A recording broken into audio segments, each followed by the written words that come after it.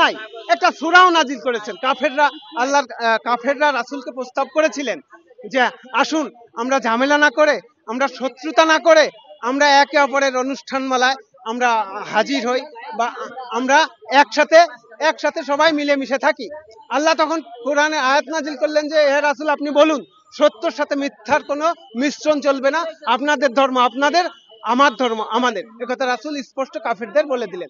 তার মানে কি, গণতন্ত্র গণতন্ত্র, আর ইসলামী ইসলামতন্ত্র ইসলামতন্ত্র, অর্থাৎ জামাত যদি প্রকৃত ইসলামী রাষ্ট্র ব্যবস্থা কায়েম করতে চায় তাহলে গণতন্ত্রের ঘাড়ে পাড়া দিয়ে কিভাবে আসবে? তাহলে তো ওই কাফেরেন সূরা মিথ্যা প্রমাণিত করবে তারা। তা সূরা কি মিথ্যা প্রমাণিত হওয়ার সম্ভাবনা আছে?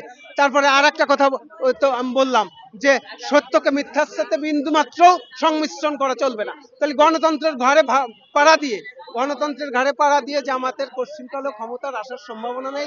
এই